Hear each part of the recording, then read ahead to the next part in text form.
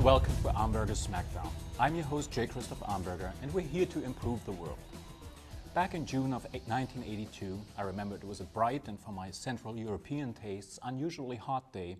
I found myself wedged in a throng of people in the gardens of Charlottenburg Palace in my hometown of West Berlin.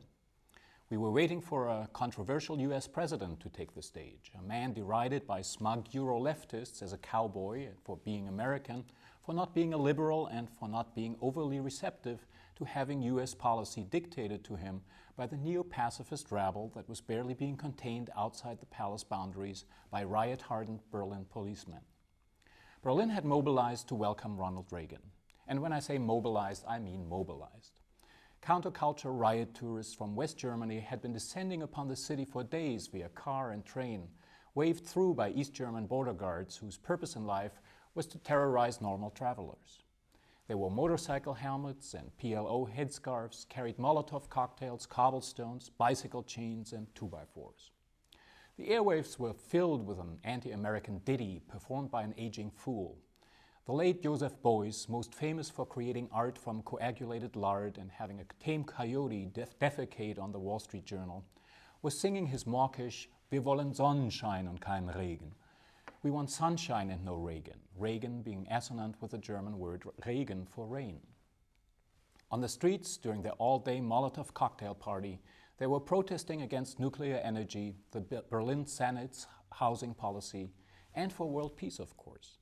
But first and foremost, they were against Ronald Reagan's foreign policy, including Star Wars and the deployment of cruise missiles that were to be pointed at the Soviets' SS-20 batteries in the most defiant gesture of mutually assured destructions to date.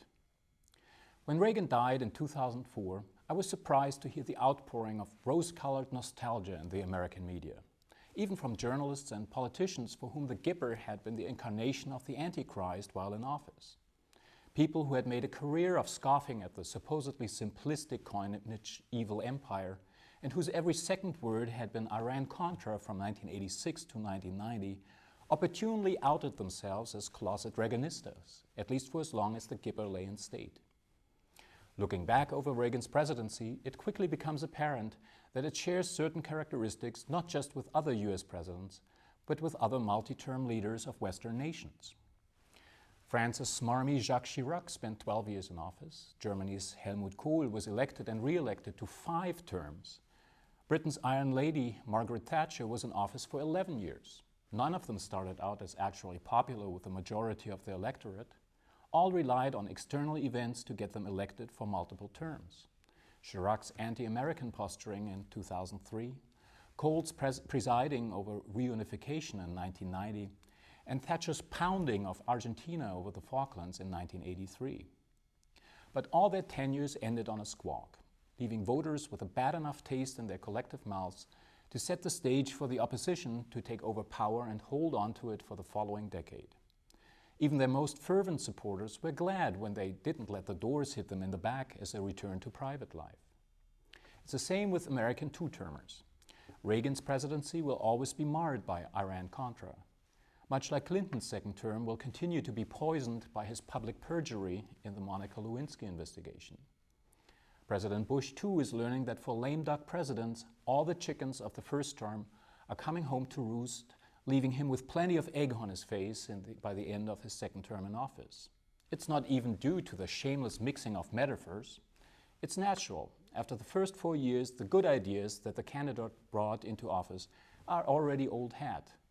Others turn out to be just another and rather dim point of light at best. The rest, the bad, the dumb, and the downright pathetic, have quietly gone the way of the Midnight Basketball League by the time the second inaugurations roll around, or are following the president around like bubblegum on penny loafers.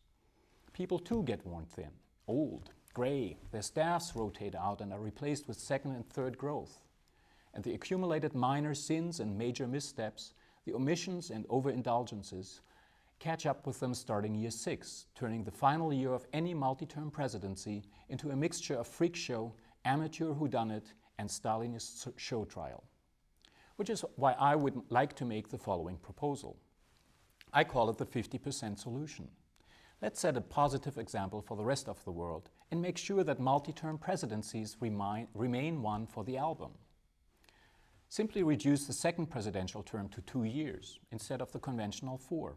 It saves time, it saves trouble, it gives people a chance to shake up things earlier than they would have. And best of all, it's perfectly reasonable and bipartisan, which is what we are all about at TFN. For TaipanFinancialNews.com, I'm J. Christoph Armberger, wishing you a profitable week.